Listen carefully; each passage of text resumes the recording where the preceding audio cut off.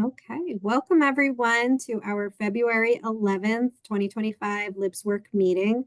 My name is Andrea Lewandowski. I'm with the New Jersey State Library. And welcome. This session is going to include, let me pull up the description. We're going to be talking about using jobscan.co in your library. And we're Nick from JobScan and Isaac is there from JobScan.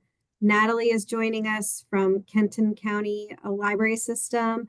So they're going to be sharing not only the resource, what it is, but also some information about employment trends, job application trends, why a tool like jobscan.co can be valuable for patrons. And then Natalie will be sharing some examples and things that the library is doing. So I'm going to turn it over to them in a second. But first, if you don't mind introducing yourselves in the chat. I think most of us have been in meetings before, but we may have some new people joining us, and we want to make sure everybody knows who everybody is. So if you don't mind putting in your name and your position, where you work.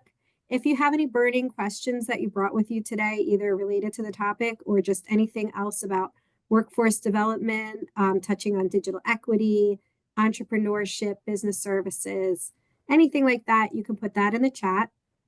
You can also put into the chat any questions that you have or comments as or resources that you want to share during the presentation. Even though this is a presentation and we have slides and a little bit more formal of a presentation, we are an informal group. We understand that we learn from each other. And so please don't hesitate to share what you're doing in your own libraries or anything that you have that would be valuable to the other people here today. We, as I said, learn best from each other and we all bring something forward. So make use of the chat, unmute yourself, add in comments, and there will be question and answer period at the end of this session too. This is being recorded. It'll be posted on our YouTube page afterwards and also shared through the listserv. If you're not on the listserv, you'll get a link to join that in the follow-up email that will go out to all attendees. I think that's all of my housekeeping. So unless anybody has a question now for the good of the order, I will turn it over to Nick. Thank you so much. All right. Thank you, Andrea. Much appreciated. Welcome, everyone. I'm Nick. I'm the Senior Account Manager here with JobScan. So I help oversee the current partnerships that we have on all of our B2B partnerships, which include universities, nonprofits, outplacement firms, basically any job-seeking entity that JobScan works with. In my day-to-day, I deliver education and work with my team to deliver customer success for all of our partners to ensure that their teams are utilizing the tool properly and to the best of the capabilities. As Andrea mentioned, we're going to kind of do an overview of JobScan today, get you a little bit more familiar with it, and see if this is something that may be applicable to your teams. However, we're going to do a little bit more. We're going to talk about today's job market, along with applicant tracking systems and some kind of best practices on the recruiter to job seeking relationships there. So I'm going to start by sharing my screen. And if I could just get one person to give me a thumbs up so that I know that it's sharing. There we go. Andrea, you're at the top, so that was perfect. I'm going to go ahead and start this quick slideshow where I'll be passing it off with my counterpart, Isaac, here. And Isaac, if you want to introduce yourself real quick as well. Absolutely. So my name's Isaac. I lead the business-to-business team at JobScan. And yeah, we're all about helping organizations support job seekers to get higher response rates on their applications at the end of the day. So we provide a lot of education to organizations like yourself that are working with job seekers who really need that leg up in the job search process. So yeah, basically Nick's fancy assistant. I will pass it back to Nick. Exactly. Okay, so I would say if I could describe JobScan in one sentence, this is a tool to help get more interviews. That's the end of the day, that's our bread and butter. So what we'll go over today is a little bit about winning that resume game, that first portion of the application process. So on our agenda, we will talk about ATSs, the applicant tracking systems, these fearful technologies that are put in place to scale the job of a recruiter. We'll talk a little bit about strategic keyword optimizing, which really comes with getting through those ATSs and how we can get more interviews. We'll talk a little bit about the results of JobScan, not mentioned on here, but will be included as well. I'll be bringing on Natalie Ruppert from the Kenton Public Library system, who's going to talk a little bit about how her team utilizes JobScan, and then we'll open it up for a Q&A. Alrighty, so we do deliver like student end training on the university side or client end training on the nonprofit / outplacement side. And the way that I always start these training sessions is understanding what an ATS is. And this may be kind of repetitive for some of you. I'll use a little bit of an analogy here, but I always say if you can take one thing away from my presentation, it's understanding what an ATS is and why you're not getting a call back. So an ATS or applicant tracking system, these are systems that are put in place to help scale the job of a recruiter. We like to use the analogy of any Amazon posting to date will yield upwards of 2,000 applicants a day. That being said, as a recruiter, I'm not going to go through 2,000 different resumes. Instead, what I'm going to do is put all those resumes into a system called an ATS. That ATS is going to read through each resume, utilizing AI or machine learning to identify key terminology relevant to the role, section headings, date formattings, education matches, things like that, and then provide me, the recruiter, with like 30 of those resumes. Out of those 30, we know that statistically recruiters take about 6 seconds per resume. So I'll read through those resumes quickly and then find about 5 people that I want to call back. So our objective as the job seeker is becoming one of the 2,000 into becoming one of the 30 into becoming one of the 5 that actually gets that call back. So, oops, sorry, too fast. In terms of ATS, we do a lot of market research on applicant tracking systems. We conduct market research on roughly 70 ATSs that are out on the market. These things are always changing. They're always different. No two ATSs are alike is what we like to say. Across Fortune 500 companies, we can see that about 99% of them are utilizing applicant tracking systems, which makes sense because they get so many applicants, whether it's for, a vice president position or whether it's for a delivery driver at Amazon, they're going to see tons of applicants. So a way to kind of filter these, applicants or these applications is by utilizing an ATS. We conduct market research on roughly 97.4 of the ATSs used across Fortune 500s. This 1.6 that you see here, these are in-house systems, so it's a little difficult to actually get market research on them. However, our system does provide best practices, whether there's an ATS in place or not. Distribution across the Fortune 500 companies have changed quite a bit. We can see that Workday is kind of taking over along with SuccessFactors. I don't expect you to know what any of these terms might mean or what any of these applicant tracking system names are. But the reason that I like to point this out is because while some of them grow and become larger and more prominent, they are still really embedded in these systems. ATSs are used for more than just like application understanding or application deciphering, whatever it might be. They're also used for things like payroll, internal communication, external communication, time off, things like that. So while they change a little bit and some companies may adapt others, they're not going anywhere. That's what we've really learned.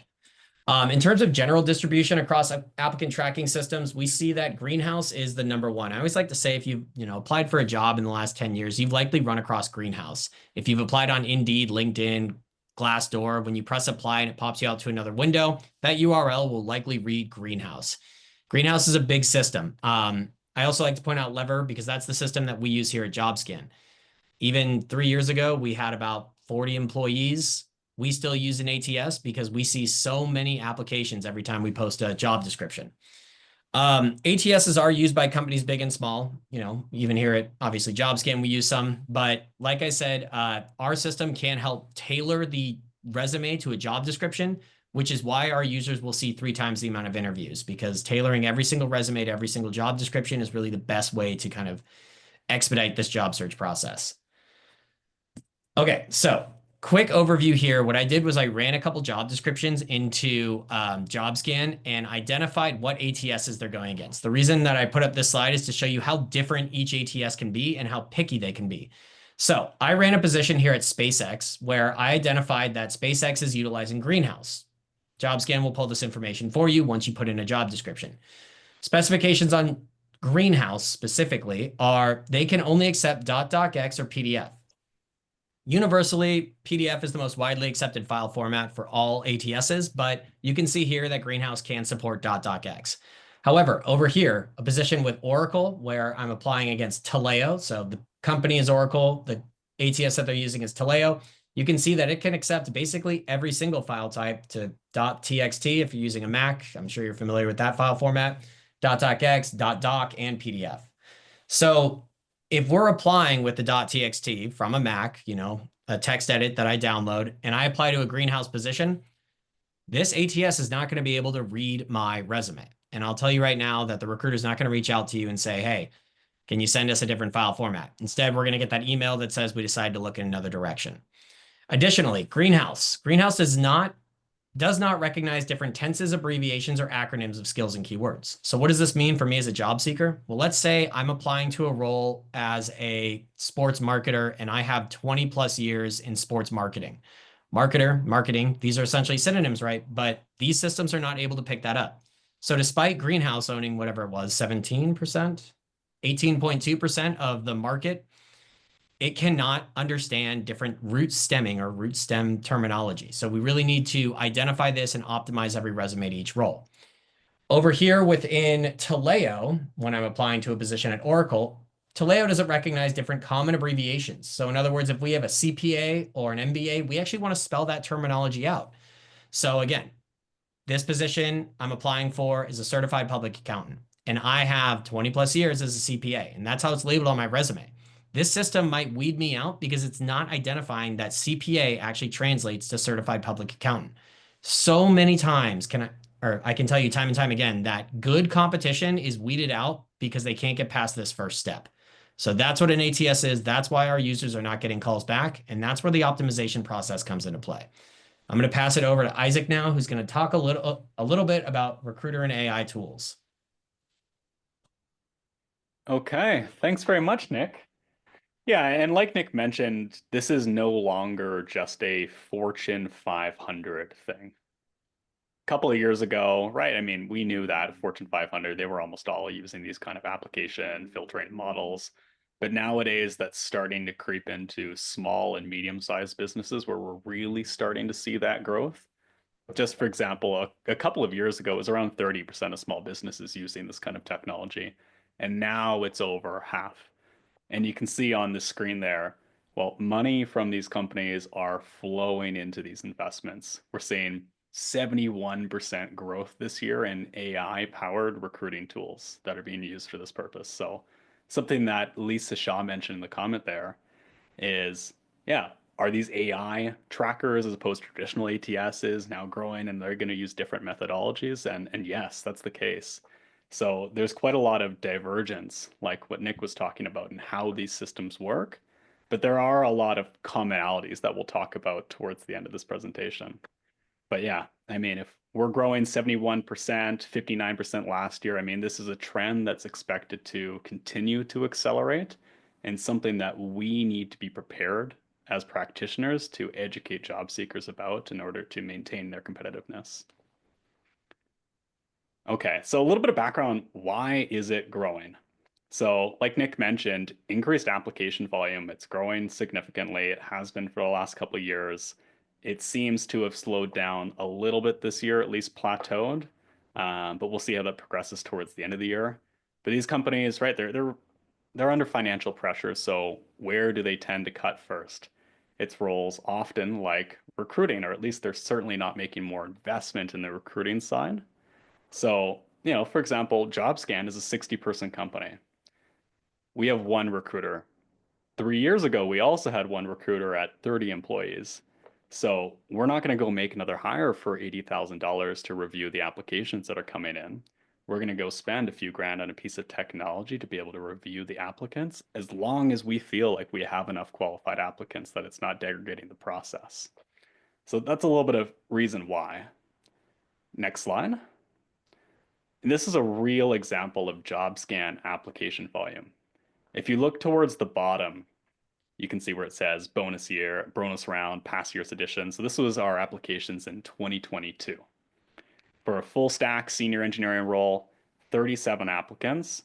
If we fast forward just 2 years to 2024, so last year, that same exact job posting, posted in the same places with the same verbiage, had over 500 applications. So you're looking at over 10x in volume for applications, but the same amount of recruiters. So that's why some of this technology is being used. Next slide. Okay, so this is some of the methodologies that ATS uses in order to pare down candidates. So depending on the ATS and how it's configured, there's a couple different ways.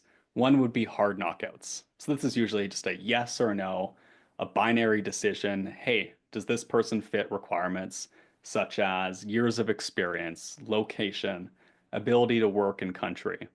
And if these things are not expressed correctly in our resume, it just means that we have no chance to begin with of even being seen by a recruiter. There are a couple other methods like filtering, for example, and this is most commonly used with keywords, years of experience. So you might have, okay, all candidates for an engineering role that know Java. They would filter based on that keyword and a bunch of other ones that are important to them, and only candidates that are over 3 years of experience. If these things are not correctly expressed on your resume, again, you're not going to be seen by the recruiter once they run that search. Because their goal, like Nick was mentioning, take 600 applicants down, something that's unmanageable for them with all the other roles that they have, and pare it down to 30. And then the third one, this is becoming, go back. Sorry. This one's becoming a little bit more common, especially with AI now, because it's becoming easier, is to either score candidates, typically on a rate of 0 to 100, or stack rank them based on how well they fit the job. But it's the technology interpreting how well they fit the job. So it's our job as practitioners teaching candidates to help them express themselves properly. It's the right brand, it's right color, but they'll probably be like, I want it Sorry. flat. Well, this is what you get. There Somebody we was go. muted. Okay. There we go. Okay. So a quick pop quiz. How many applications do you think an average recruiter is handling at any one given moment? Let's see some answers in the chat. 50, 60, 100, 200, $1. Okay, so Natalie is the closest here. It's actually 2,500. So you can imagine what that job is like. The average amount of job postings somebody has is up at one time is 20, and each job application receives an average of 100 applicants. So how are you supposed to filter through 2,500 applicants, right? I mean, it's obvious what they're going to do here. So this is a screenshot of a system called iCIMS. This is actually the system that Amazon uses to filter their candidates. So you can see some of these filtering mechanisms on the left-hand side, such as job titles people have held in the past, years of experience, skills or keywords. And they're trying to take this list here of, for example, 1,200, and they've filtered down to 120 results. So let's say one of your candidates has date formats that cannot be read by an applicant tracking system on their resume. They've had 5 years of administration experience and they're applying for this people operations role. If the ATS can't read those date formats, it assumes they have 0 years of experience. So once the recruiter filters down on this experience here, they're not going to be shown because it's only looking for people according to the system that's been determined to be 3 years or more. So some little quirks like that we can help uncover for job seekers, so they put their correct date formats, correct keywords, etc. on their resume so they appear in this search for the recruiter. We are seeing me and not the slide. Oops. Is anybody else experiencing that? No, I'm seeing you. I mean, I'm seeing the slides. Oh, okay.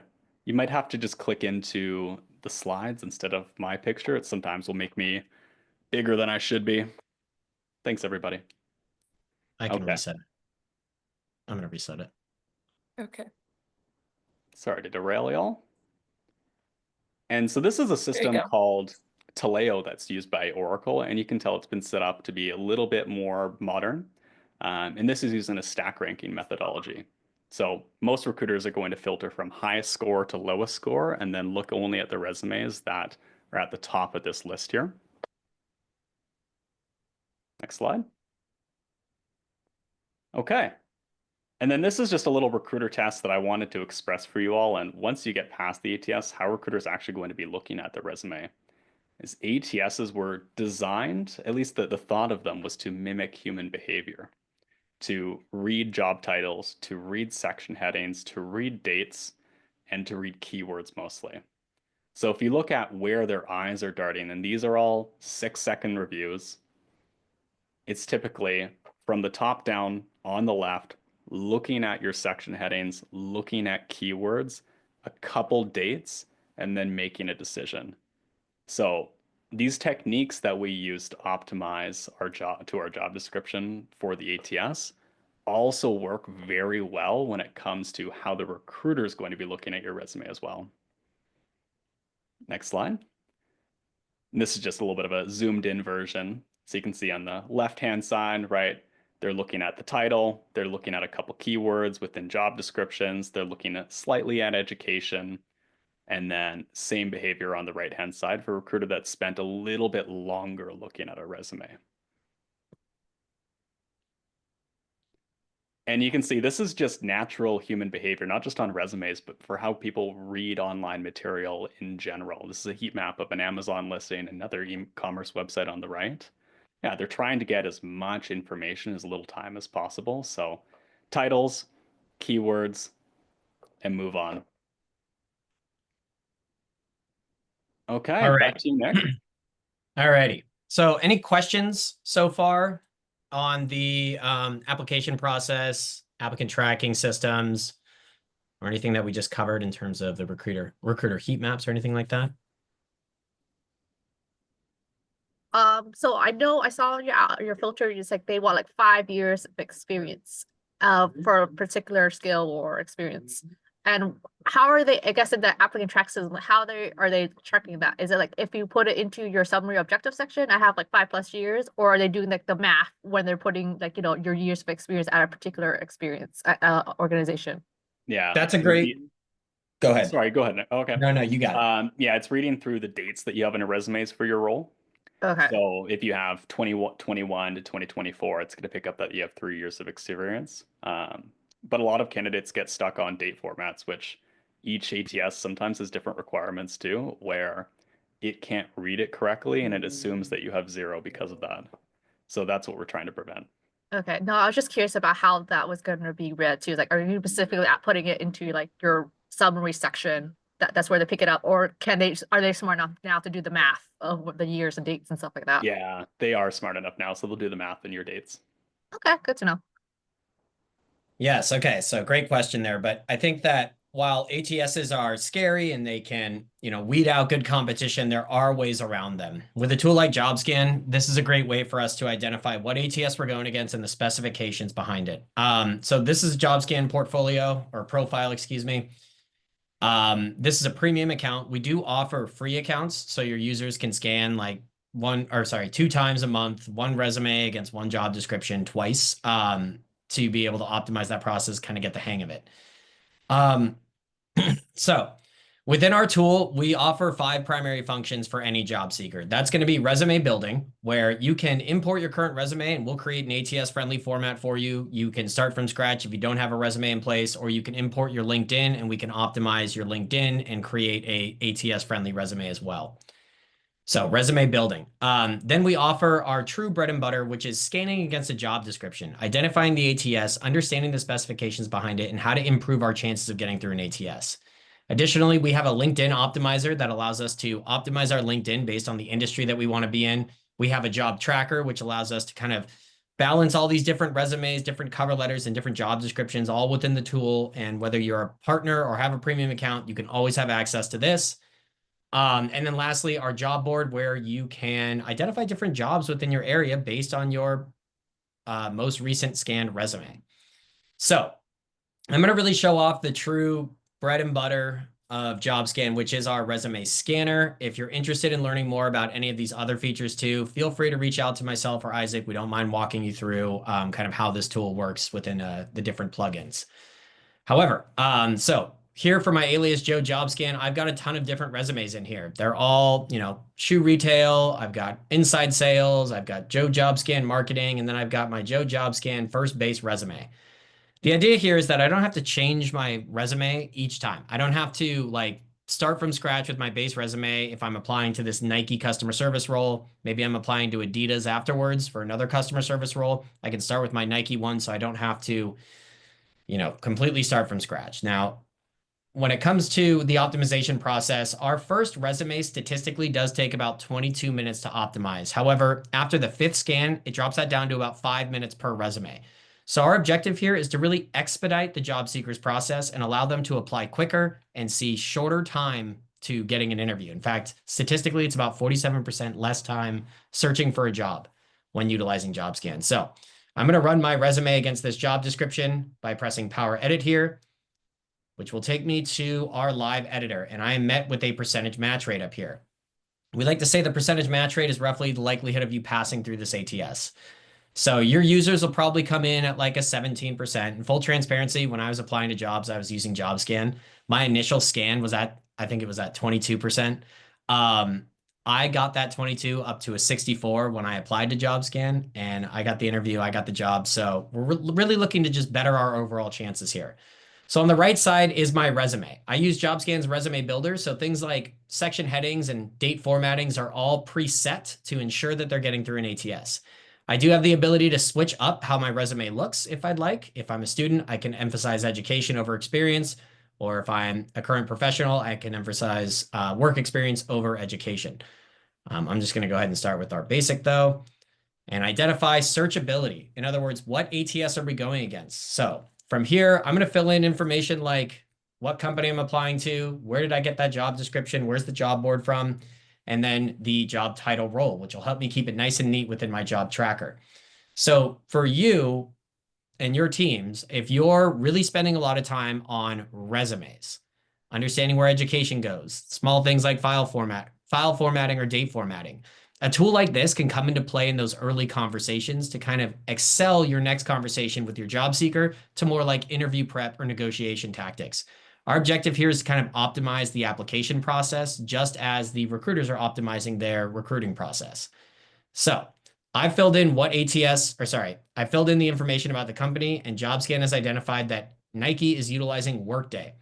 So specifications on Workday, despite being owned by like 38% of the Fortune 500 companies, also struggles to understand different tenses, abbreviations of acronyms of skills and keywords.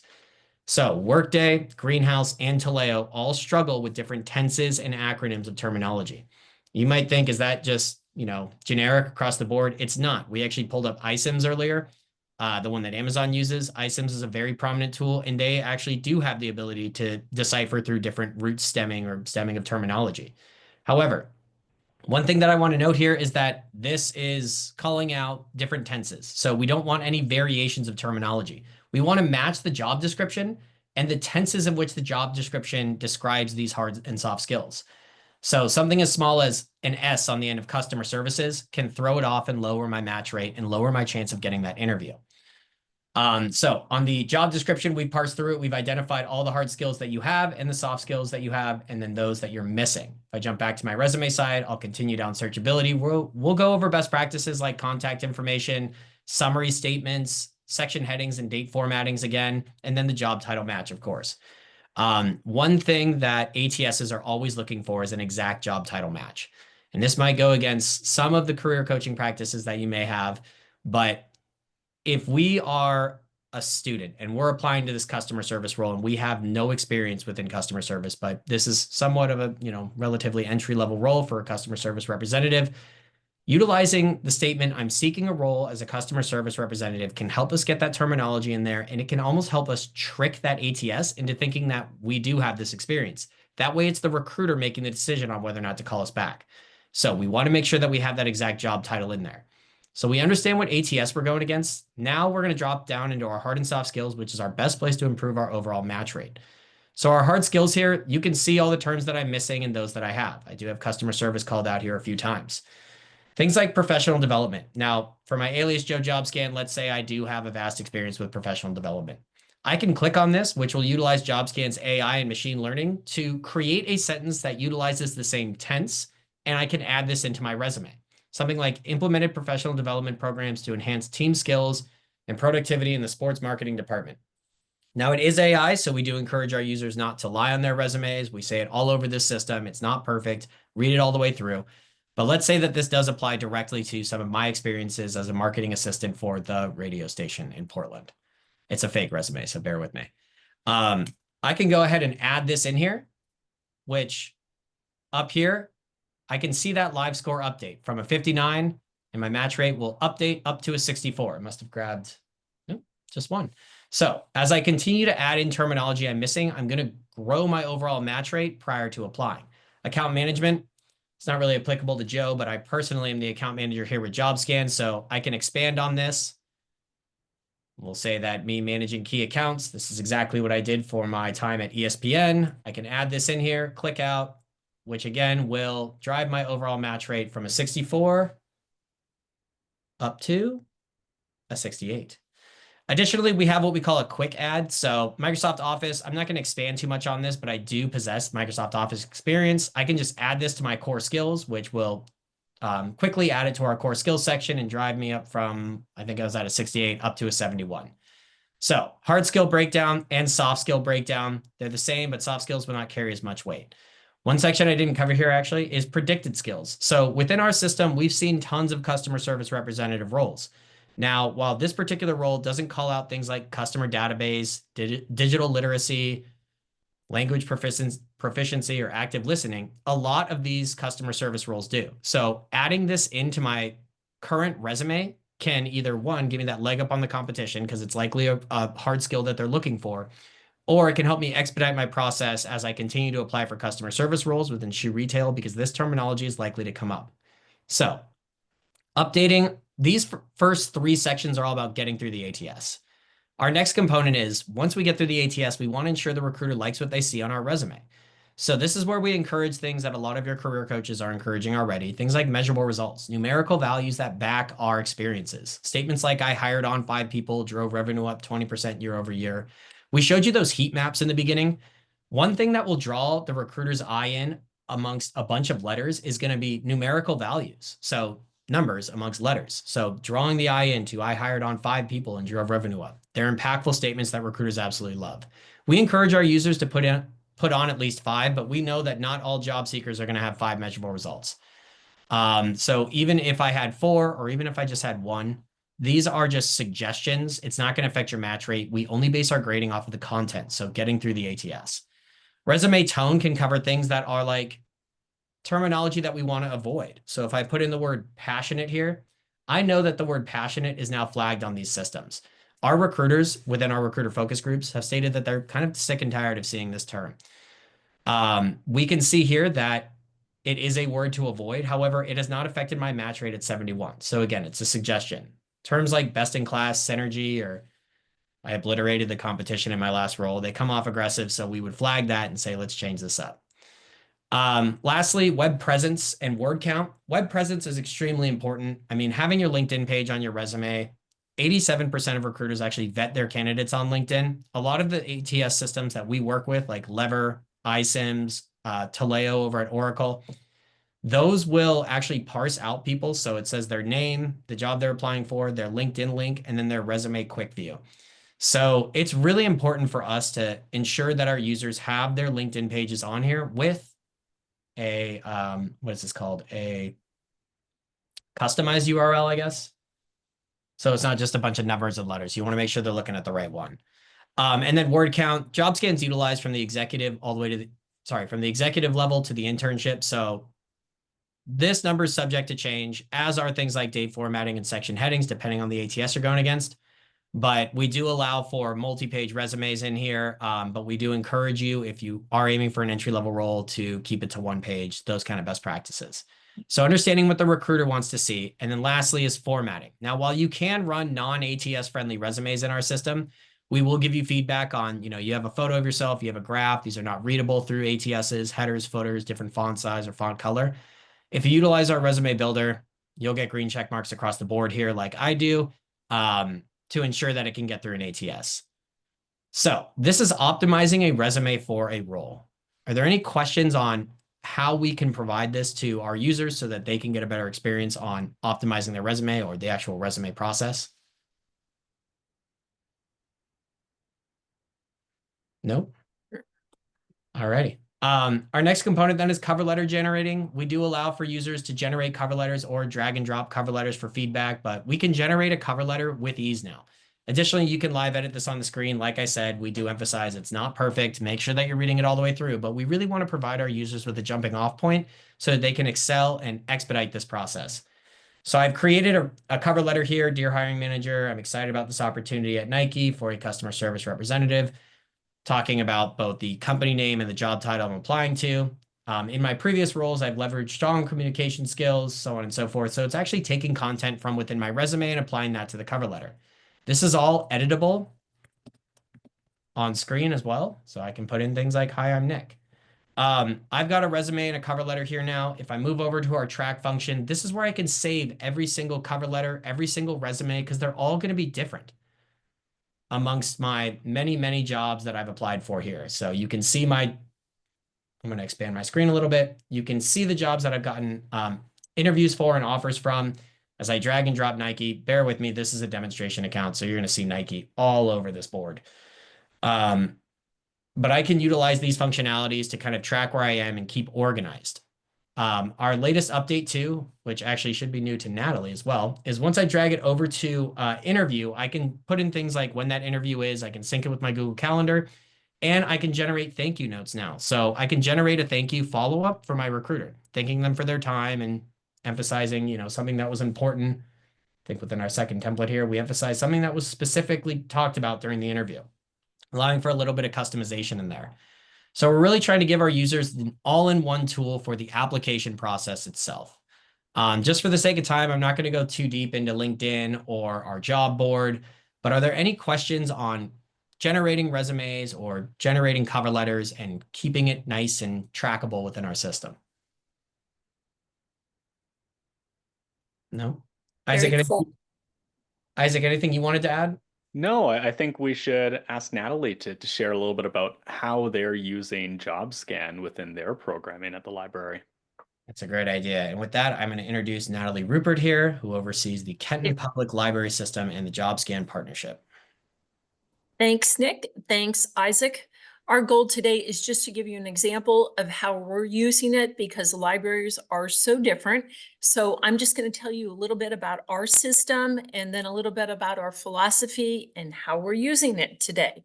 I do have a little bit of a PowerPoint. It's very brief, but I will bring that up real quick and see if I can share it for you. Great. So Kenton County Public Library has 3 physical branches. We have 160,000 cardholders. Our branches, we have both an urban, a suburban, and a rural branch. The system borders the states of Kentucky, Ohio, and Indiana. So we have participants in our program from all 3 states, basically. We have about 175 people on our staff. And to give you an idea, we average about 1,000 people a month attending our career and job search programs. We have been engaged in workforce development and career and job services for quite some time now, over a period of about 10 years. As far as our regular programs, we offer GED classes in English and Spanish on a monthly basis. Our urban library is a GED and other professional testing centers. Like many of you, we offer most of the Grow with Google and AARP OATS technology classes. In addition to that, we offer about over 20 professional level job search skills classes. And we have a job search support group that meets every Wednesday morning at one of our libraries in the suburban area. Since several of them are on here today, I also want to mention, because I know not a lot of people have big staffs, we are fortunate that we have 2 career navigator librarians on our team and 2 regular career navigators who meet with our patrons visiting the library on a regular basis who identify themselves as looking for jobs, unhappy where they're currently working, wanting to re-enter the workforce, are just wanting to change their existing roles. So, and we actually have 2 of them out there with us. Now, a little bit about our philosophy. For those of you that don't know me, I am only been a librarian for 15 years. It was a second career for me, and I have a business background. I absolutely loved libraries, and they were a big source of learning for me over time. When I joined the library, again, I had that business edge, and everything I did and wanted to do was generated by the fact that I wanted to increase the number of active library card holders that we had and library patrons in general. I wanted to make sure that all our programs were encouraging people to check more of our items out.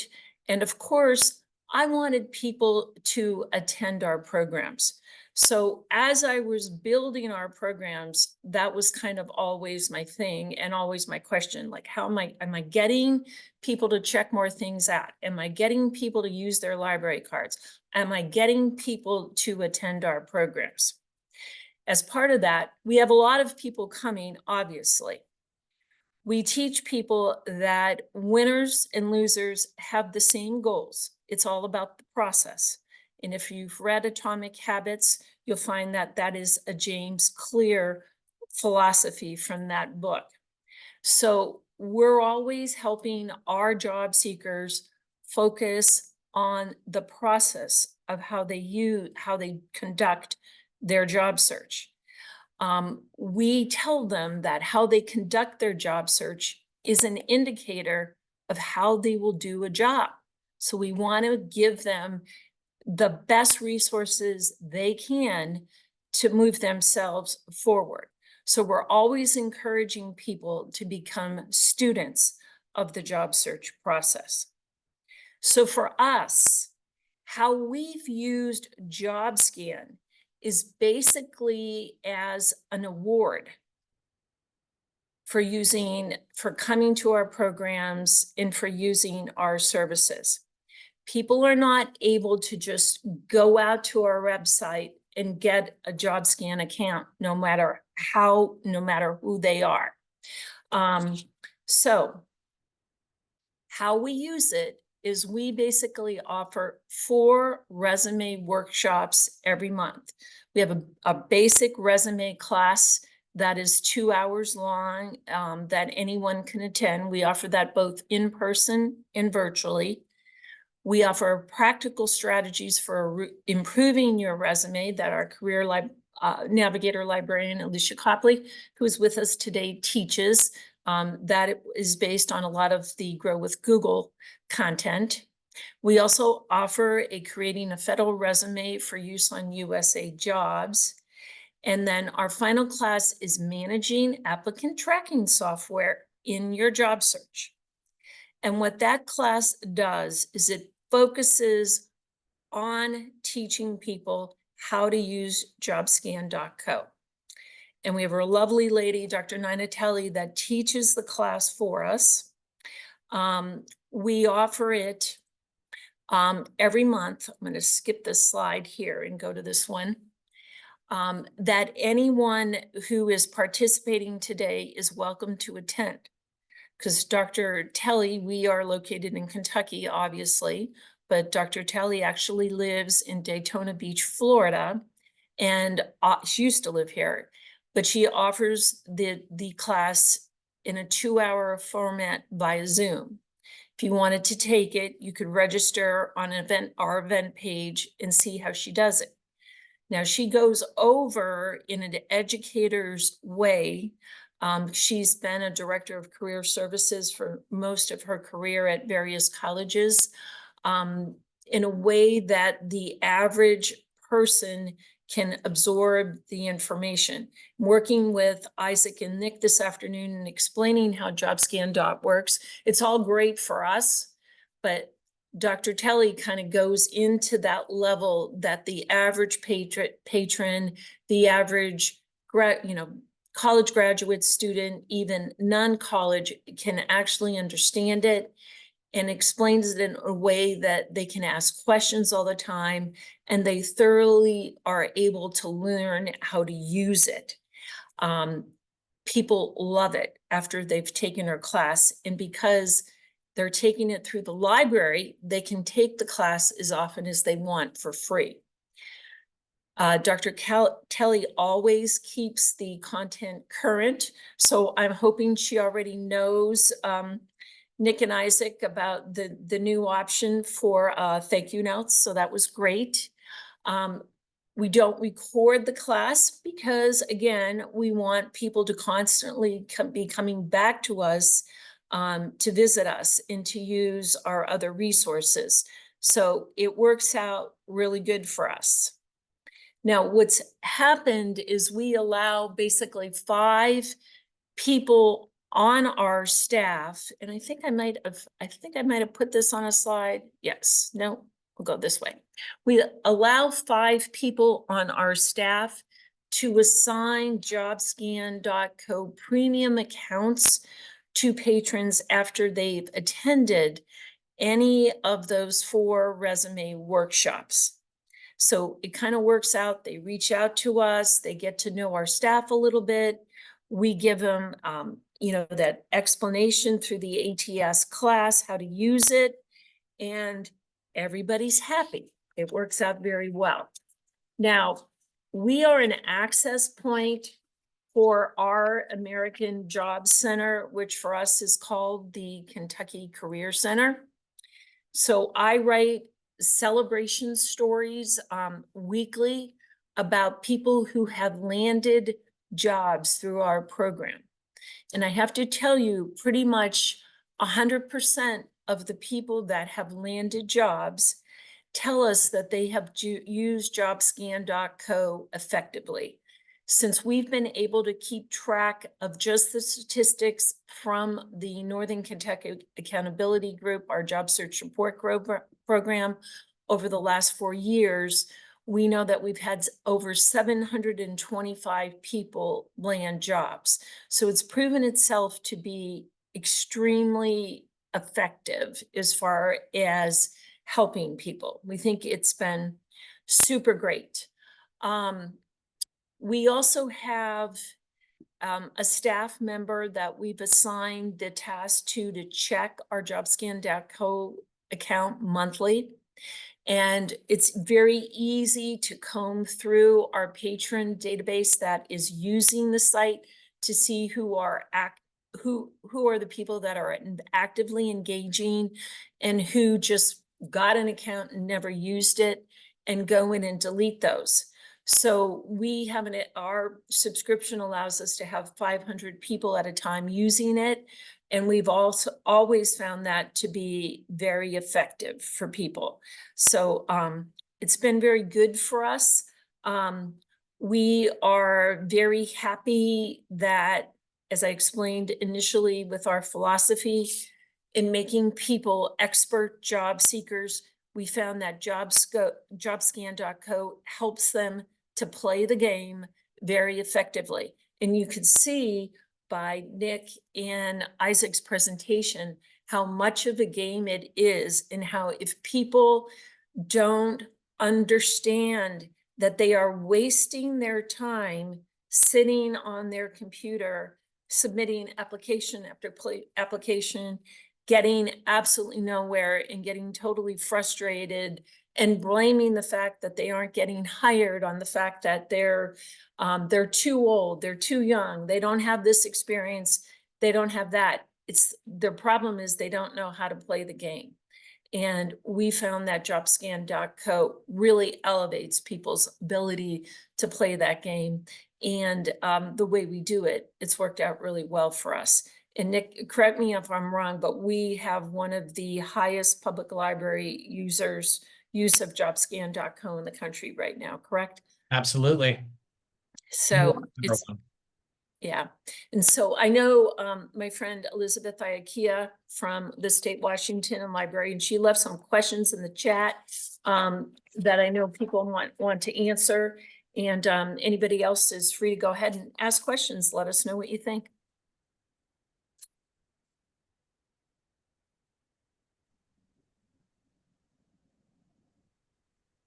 Oh, you can't make this too easy on us.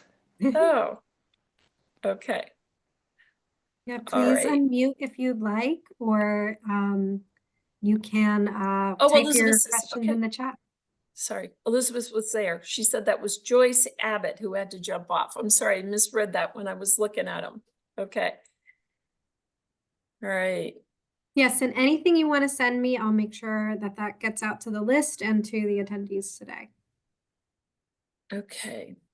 I have a Did you say? question. Go ahead. Oh, sorry. So obviously this is a very interesting tool to come up to, obviously depends and if our administration allows for us to have the services, our library. But I know you said there's a free version. Do you think the free version is still as effective enough for, like, if we were just like, unfortunately we don't have the paid version or they can't premium to share, but is it still the free version still optional, like effective enough to share with patrons, kind of like if they want to mess around with, and if they have their own decision to pay for the premium version instead? Yeah, I think that can be effective for sure. It is a little bit limited on the free version. There's no LinkedIn optimization. There's no, I think you get a little bit of the AI, but you can't generate a cover letter. I think Natalie at times too, sometimes the career coaches there encourage the users to use the free version prior to actually requesting the premium account to ensure that they're actually going to use it. So you can use it in that function. Yeah.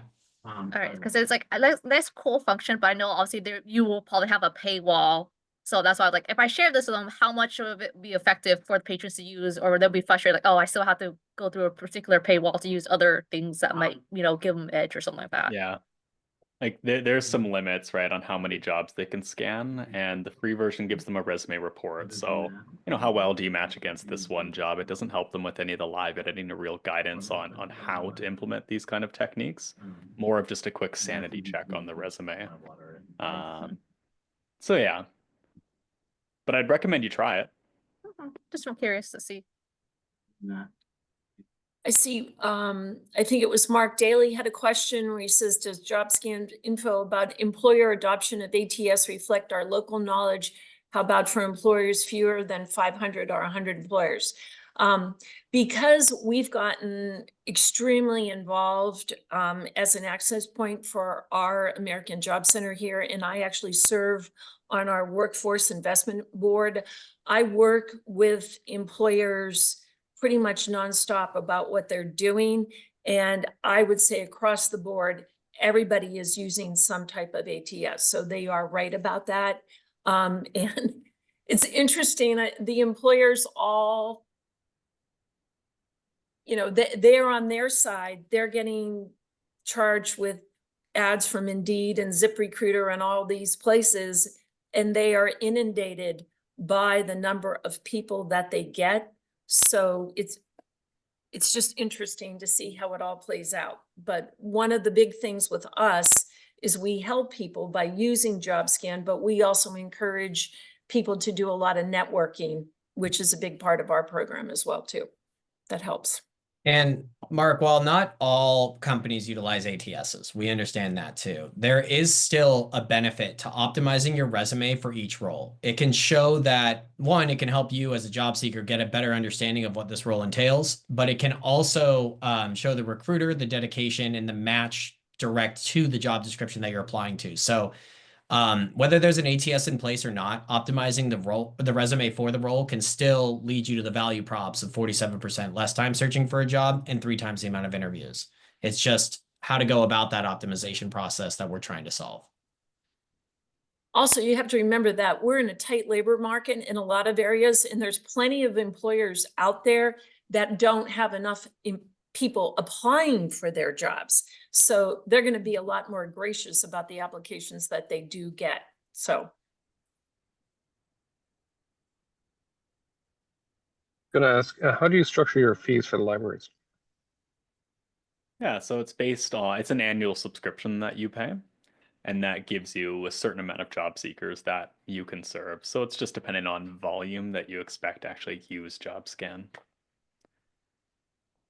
Patrons can go buy their own account if they want, but most organizations that support career seekers are giving it out for free, and they're paying the license on behalf as the organization. I Is like, add on to that question. I'm thinking of states like Maine that have a lot of rural and small libraries that are individual operated, funded, etc. In Maine, like you could have a bad accident with a handsaw and still be able to count on your fingers the number of career centers statewide, where you would expect to access software like this, but we've got like 256 public libraries with really good internet connection. And so I'm wondering, I put this question in the chat, but I'm wondering if you've seen partnerships where, say, the funding may have come from, you know, a workforce development agency rather than a library per se, but that they partnered with libraries, or are you aware of that? Yeah, it's pretty accurate, Andrea. Yeah, we You know what I'm saying? yeah, so we actually offer like tons of different customizations within the packages. We offer nonprofit discounts, library discounts as well. And then when it does come to those workforce entities, I see a couple of representatives in the Washington area that utilize our partnership through King County Workforce, where King County Workforce has, an allotted number of libraries or workforce agencies around the area where they provide them with a okay. career admin seat and then an allotted number of client facing seats as well. So something that you could do in Maine is like if you have, 10 libraries out there, you could host a package through Workforce that allows for all 10 of those libraries to have an overall admin and then an allotted number of client facing seats as well.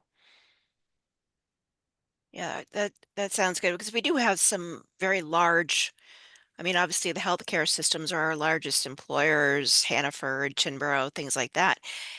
And it's been 20 years since I've been with the Maine Department of Labor, but I remember scanners even back then with some of the larger industry employers at the time, and they were like the bane of our existence then because we didn't have anything like this to match up with a scanner on the other end. It was just us as Career Center employees advising applicants, look, it's not going to be able to read this acronym, or, you're going to have to spell this out, this sort of a thing. Would have been great to have had something like this, as a Career Center consultant at the time. Yeah, I'm sure there. Well, I will say as we're coming to an end here, if you have more questions or you wanted to look at pricing for JobScan amongst the libraries, please don't hesitate to reach out to myself or Isaac. We'll put our emails in the chat here, but our LinkedIn's are already in there, and I just shared that LinkedIn board for a while. So if you want to connect and learn more, please don't hesitate to reach out. But thank you all for your time. Are there any last questions too? Didn't think so. Thanks, No? Nick. Thanks, Isaac. Yes, Alrighty, thank y'all. you, Nick, Everyone. Isaac, and Natalie. We really appreciate your time today. Nick, I'm sorry I cut you off, I think. No, I was just going to say thank you all so much for joining. Have a great day, great rest of the week, and we'll hope to talk soon. Yep. Stay tuned Bye-bye. for the recording in your email. And also our next meeting will be March 11th, same time, same place. And I will see you again next month. Thanks, everyone. Andrea, if you Thanks, could send me Andrea. that recording too. Yeah, definitely. Thank you. All right, y'all, take care. Thank you. Thanks.